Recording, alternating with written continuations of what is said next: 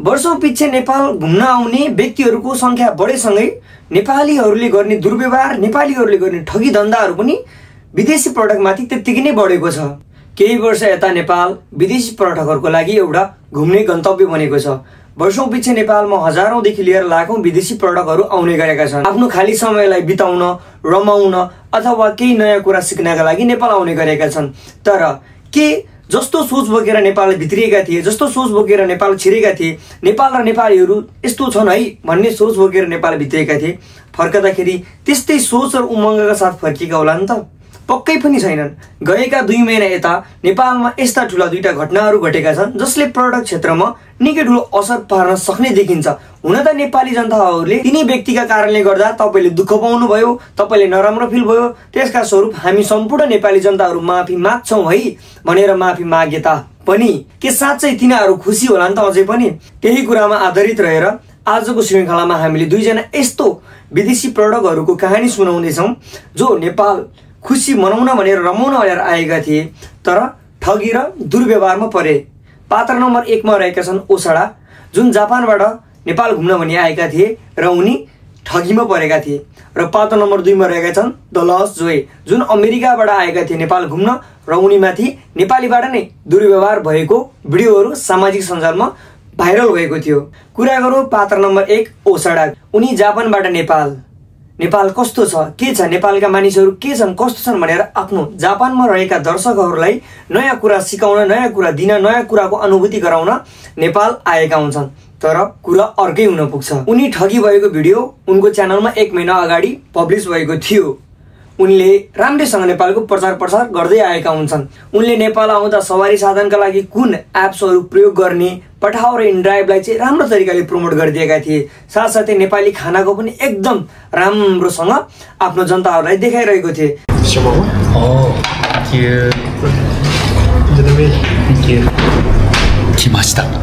まず1品目、こちらネパールといえばのモモでございます。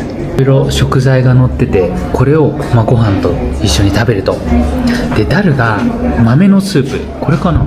काठमाडौँ घुम्दै जाँदा उनी असनको गल्लीमा पुग्छन्। ここら辺かな。今ね、アサン通りっていうのかな、アサンバザールなのかなっていうちょっとこう賑やかな場所に今向かってて、 यतिकैमा एकजना कालो न कालो अनुहार गरेको व्यक्तिको प्रकट हुन्छ। ここまず Oh, nice hat. Ah, thank you. It looks nice. Ah, thank you. No, thank you, brother. You This is Asan Street. Asan Bazaar. Asan Bazaar. ती व्यक्तिले मिठा मिठा इंग्लिशमा गफ लाउँदै ओसाडालाई मक्कै पार्दै अघि बढ्छन् र एउटा उनी मन्दिरमा पुग्छन्।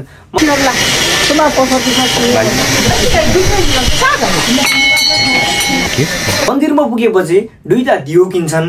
दियो किनेपछि ल तपाईले चाहिँ आफ्नो लागि प्रार्थना गर्नुहोस्, आफ्नो परिवारको लागि, घर परिवारको लागि प्रार्थना गर्नुहोस् भन्दै 2 हात जोडेर प्रार्थना गर्न पठाउँछन्। Good right, happy life, good for me, Good for my family. good to my family, Good for my life. good for my Good for my future.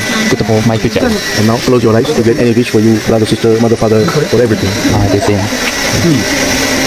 पैसा दिने क्रममा चाहिँ ओसाडाले पैसा दिन लाउँदैनन्। No. Please, next time I come Japan, you give me good advice. Sorry. No problem. I pay for you. Oh, thank you. すごいな、全部案内してくれる。Buddha. मन्दिरबाट बाहिर निक्लिन्छन् अनि आफ्नो एउटा ज्ञान गुणको कुरा बाँड्न सुरु गर्छन्। Better you help any people. You go local bazaar. You buy food. You buy food and you give food. Okay. Yeah. No money. No smoking. No drinking.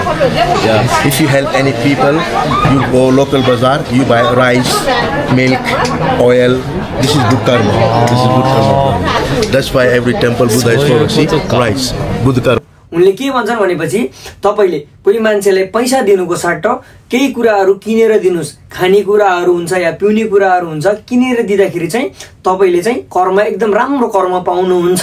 तपाईले पैसा दिनु भन्दा खानेकुरा किनेर दिनु होला। कुरा सुनिदा जति राम्रो सुनिन्छ नि उनको नियतमा भने पक्कै पनि यो कुरा राम्रो थिएन। फेरि ओसाडालाई घुमाउँदै लग्दै अर्को मन्दिरमा पुगाउँछ।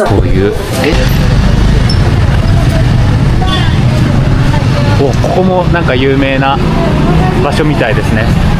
मन्दिरमा पुगाएपछि उनले चाहिँ एउटा टीका लगाइदिन्छन्। Good luck. Good luck.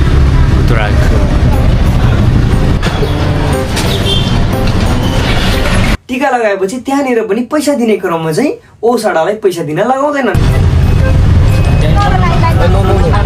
Next time I come to Japan, maybe one day I come to Japan. ओसाडाले होइन म दिन्छु भन्दाखेरि उनले के भन्छन् थाहा छ? होइन तपाईले पैसा दिनु पर्दैन, तपाई मेरो देशमा घुम्न आउनु भएको छ, त्यसैले यो मेरो दायित्व मैले चाहिँ पुरा गरेको हुँ। म कुनै दिन तपाईको देश जापानमा घुम्न आए भने तपाईले चाहिँ त्यतिखेर नै मलाई तिर्दिनु होला, मलाई चाहिँ घुमाए अथवा केही गरेको पैसाहरु चाहिँ तिर्दिनु होला, त्यतिखेर अहिले चाहिँ तपाईले तिर्नु पर्दैन भन्छन्। अब यति सुनेपछि ओसाडा पनि मक्ख हुन्छन्। आहा कति राम्रो नेपालीको मन कति राम्रो हुँदो रहेछ, कति सफा हुँदो रहेछ, कति दयालु हुँदो रहेछ नेपालीहरु भनेर ओसाडा मनभित्र गजगज भइरहेको हुन्छन्। अनि त्यो मन्दिरबाट दुवैजना निक्लिन्छन्। अब सुरु हुन्छ मेन उसको target. Yeah, it's good. You happy? Yeah, I'm happy. Thank you. And please, I don't need any money. Money is very bad karma. I see. If you happy, you buy some food for my family. Okay. Yeah, okay. Food is very good karma, okay. brother. Okay. बिस्तारै बिस्तारै गर्दै उसले चाहिँ ओसाडालाई जालमा पार्न सुरु गर्छ। Local bazaar, you buy some food for my family. Right. Thank you very much. I see. So you help me, you buy some food my family. Okay. धन्यवाद. Right. ओसाडालाई फकाउँदै एउटा किराना पसलमा लगेर जान्छन्। दूध त्यसपछि उनले मन परे आफूलाई जुन सामानहरु मन पर्यो त्यो सामानहरु किन्न थाल्छन्।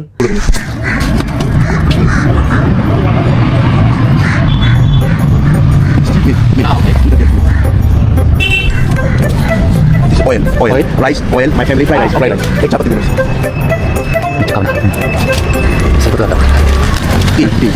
Tea. Some chocolate, brother. My sister. Okay.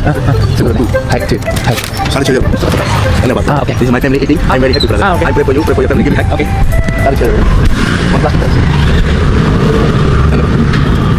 Plastic bag. जब समय आउँछ पैसा तिर्ने अनि ओसाडा झसङ्ग हुन्छन्। One plastic bag.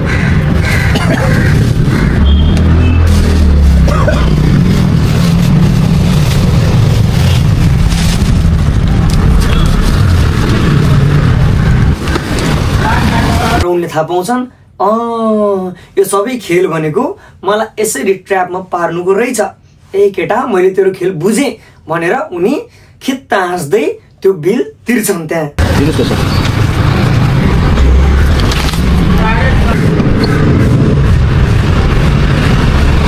त्यसपछि उनी त्यो पसलबाट हत्त नपत्त निक्लिन्छन् अनि खित्त परेर हाँस्छन्। ओहो मलाई त मूर्ख पो बनाएको रहेछ मान्छेले भनेर बल्ल थाहा पाए भनेर उनले आफ्नो जनतालाई भन्छन्। No, thank you. Okay, thank you.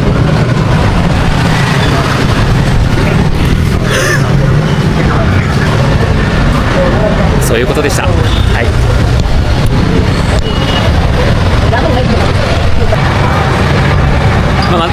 まとめるとカモられましたね私。何やってんこれ。कतिसम्मको नेपालको बेइज्जत भयो। एउटा धर्मको नाम लिएर एउटा कर्मको नाम लिएर तपाईले राम्रो काम गरे राम्रो फल मिल्छ है भन्ने कुरालाई चाहिँ एउटा धार्मिक आस्थालाई चाहिँ अगाडि टेकाएर कतिसम्म मान्छेलाई चाहिँ ठगी गरियो त। नेपालीले ठगेको भए त नेपाल भित्रै कुरो हुन्थ्यो नर्मली जस्ट नर्मल। तर विदेशबाट घुम्न आएको एउटा विदेशीलाई भगवान र धर्मको र कर्मको आस्था देखाएर यतिसम्म लुट्नु कतिसम्मको बेवकुफी काम हो र कतिसम्मको बेइज्जती काम हो भन्ने कुरो तपाईले मजाले बुझ्न सक्नुहुन्छ। र यो भिडियो सामाजिक सञ्जालमा त्यति भाइरल हुन सकेन। सायद उनको भाषा बुझेनन् कि जनताले के हो थाहा भएन मलाई है। नेपाली जनताले त्यति भाइरल भएन लाग्छ। यो घटनामा त्यो व्यक्ति मात्र नभएर त्यो पसलेको पनि दोष छ। एउटा मान्छे आउने मिठा कुरा गरेर फकाएर लाने त्यसपछि ठुलो रकममा तिर्न पठाएर चाहिँ त्यो सामान पछि त्यही राख्ने। तर त्यो जति पैसा आउँछ नि त्यो पैसाको 50% 60% चाहिँ आफू लिएर 40% त्यो पसलेलाई दिने।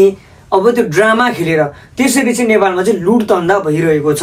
विदेशी हुन्छ या नेपाली जसलाई पनि हुन्छ यसरी चाहिँ सोझा मान्छेहरूलाई चाहिँ फसाउने कामहरू भइरहेको छ। यो कुरामा चाहिँ नेपाल प्रहरीदेखि लिएर नेपाल सरकारले चाहिँ केहीसम्म गर्नुपर्ने देख्छु म। र जापानिजहरूको नजरमा हामी कतिसम्मको चाहिँ फटागिरी गर्ने मान्छेहरू रहेछौँ भनेर थाहा भयो त। अर्को व्यक्ति द लस्ट जोए, जुन अमेरिकाबाट नेपाल सोलो ट्राभल गर्दै आइरहेको हुन्छन्, जुन नेपालका विभिन्न ठाउँहरू घुम्दै रमाउँदै अगाडि बढ्दै हुन्छन् र एक दिन उनी एउटा पिकनिक खाइरहेको स्पटमा पुग्छन्।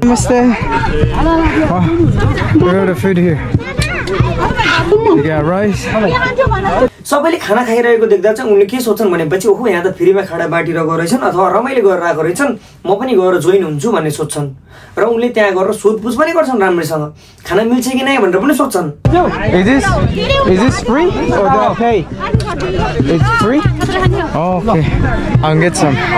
उनले मलाई जबरजस्ती खाना देऊ, म खाना खान्छु पनि भन्दैनन्। उनले एकचोटि सोध्छन् सबैसँग यो खाना मिल्छ कि नै भन्दाखेरि मिल्छ खानुस् न अरूले भन्दाखेरि उनले चाहिँ खाना खाना सुरु गर्छन्। Came in the right time too. Came in the right time. When you get the rice, the right time. खाँदै गर्ने क्रममा एकजना कालो न कालो फेरि त्यस्तै अनुहार परेको मान्छे आउँछन् र त्यहाँनिर एउटा के कुरा भन्छन् भनेपछि जति पैसा ल्याउ नत्र म भोलि आएर धर्ना बसेर लिने हो।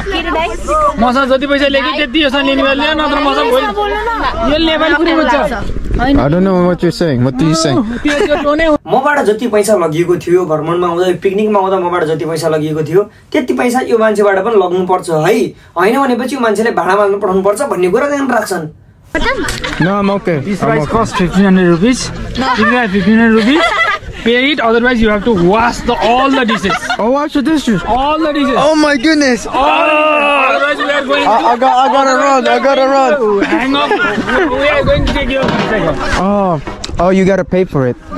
I pay. अनि यो सुनेपछि जोइले भन्छन् म भाडा माग्दिन तर म अरु पैसा तिर्न तयार छु, तपाई पिर नगर्नुस् है भनेर भन्छन् र ती व्यक्ति फेरि फर्केर जान्छन् उता र जोइ फेरि खाना खान सुरु गर्छन्। Oh, you gotta pay for it. I pay 5,000. What you have to pay for this? तर फेरि के हो उनको दिमाग पागल हो कि उनी साइको हुन् कि के हो मलाई के थाहा भएन। दर्शक उनी फेरि फर्केर आउँछन् र उनले के भन्छन् भनेपछि तै मेरो पर्मिसन बिना मेरो भिडियो किन लगिरहेको छस्? I'm going to break you that what the hell camera. No, man, I'll pay. Don't worry. I'll pay. Don't worry. Video किन खिचिरहेको छस् भन्ने कुरा उनले दाबी गर्छन् त्यहाँनिर।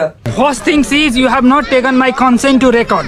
So I am going to sue you. You have not taken any consent to record that. राम्रोसँग सम्झाइदियोस्, कसैले राम्रोसँग सम्झिसके पनि होलान् तर दुई थप्पड हानेर सम्झाउनु पर्ने विषय हो यो चाहिँ। किनभनेसी हि इज अ ब्लगर जसले चाहिँ ब्लगिङ गरिरहेको छ, उसलाई थाहा छ उसले यदि क्यामेरामा बस्नु छैन, क्यामेरामा देखिनु छैन भनेपछि क्यामेराबाट टाढा भाग्दा हुन्छ, किनकि उसले भिडियो बनाइरहेको छ। उसले चाहिँ म तेरो अनुहारको भिडियो बनाउँछु भनेर उसको चाहिँ अनुहारलाई जबरजस्ती देखाएको पनि छैन। ऊ आफै क्यामेराको अगाडि आएर उभिएर ऊ आफैले ल पैसा आइज झगडा गरौँ जस्तो कुरा चाहिँ गरिरहेको छ।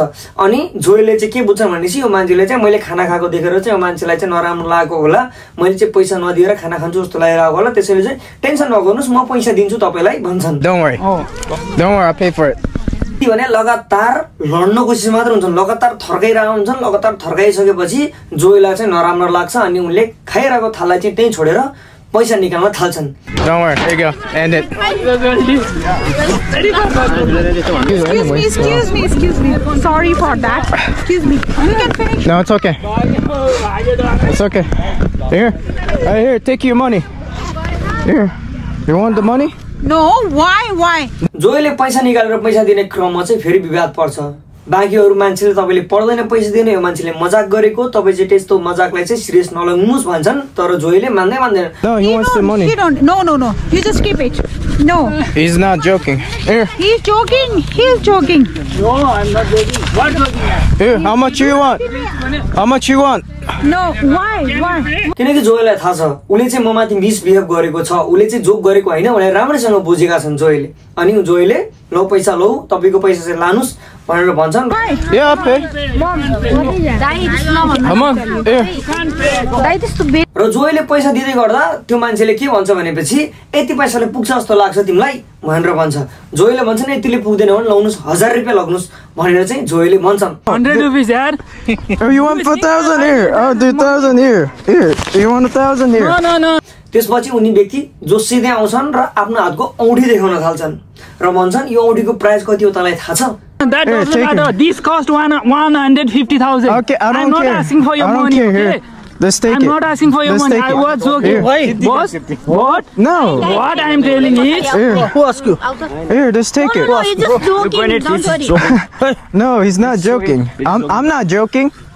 यो बेला विदेशबाट घुम्न आएको एउटा विदेशी पर्यटकलाई यस्तो सम्मको व्यवहार गर्दा, पैसाको कुरा गर्दा, पैसाको धम्की दिँदा कस्तो सम्मको चाहिँ नराम्रो फिल भएको थियो होला उनको भोइसबाट पनि राम्रैसँग बुझिन्छ। bro, it's Here, just take it. Keep it. Actually, he's right. You just keep it. There is nothing. I mean, if he wants the money, I'll give it to him. I'm not. No, we don't need any money. त्यसपछि बाँकीहरू मान्छेहरू मिलेर उनलाई चाहिँ घचाडेर मिलाएर पछाडि उता लिन्छन् र जोइलाई राम्रोसँग सम्झाउँछन् यो मान्छे यस्तै हो, यो मान्छेले मजा गरेको, यसलाई चाहिँ धेरै सिरियस हुन नलग्नु होला भन्छन्। तर जोइलाई थाहा थियो उनी माथि मिसबिहेभ भएको छ भन्ने कुरा र उनलाई निकै नराम्रो लाग्छ र उनले भिडियो सामाजिक सञ्जाल युट्युबमा हाल्छन्। युट्युबमा हालेपछि चाहिँ धेरै जनताले भिडियोलाई चाहिँ मन पराउँछन् भनौँ या आफूले चाहिँ क्षमा प्रार्थी छौँ, हामीहरू चाहिँ क्षमा माग्छौँ भनेर चाहिँ सरी माग्छन्। र अस्ति भर्खर 1K 1 महिना अगाडि 1K सब्सक्राइबर पुगेको च्यानलमा अहिले लगभग 100K जति सब्सक्राइबर पुग्नै आँटेको छ, सायद पुग्छ होला। नेपाली जनतालाई चाहिँ धेरै धेरै धन्यवाद छ यसको लागि चाहिँ। र 2-4 जना यस्ता व्यक्तिले गर्दाखेरि चाहिँ नेपालको इज्जत, नेपालको शान, नेपालको एउटा जुन दृष्टिकोण छ नेपाली र नेपालीलाई हेर्ने दृष्टिकोण छ त्यो दृष्टिकोण कतिसम्म बदलिन सक्छ भन्ने कुरो चाहिँ बुझिन्छ है। 100मा 1-2 जना यस्ता फडा मान्छेहरू पनि हुन्छन् जसको कारणले गर्दाखेरि चाहिँ हामीले शुद्ध टाउको चाहिँ निहुराएर हेर्नुपर्ने बाध्य बनाइदिन्छन्।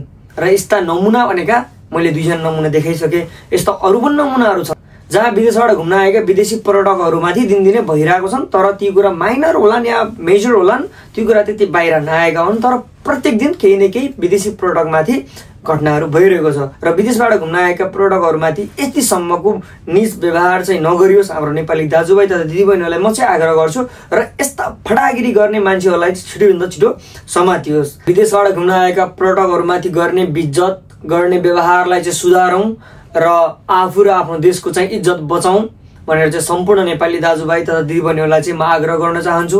आफ्नो वरिपरिका यस्ता चुतिया मान्छेहरूलाई पनि समातेर लखटौँ, 2 झापड लगाउँ र यिनीहरूको पनि दिमागमा चाहिँ अलिकति गुको ठाउँमा बुद्धि चाहिँ भरिदिउँ भन्दै आजको भिडियोबाट चाहिँ हामी बिदा चाहन्छौँ। अर्को श्रृङ्खलामा हामी नयाँ अर्को भिडियो बोकेर आउनेछौँ। तबसम्मलाई हामीलाई वेट गर्नु होला। धन्यवाद।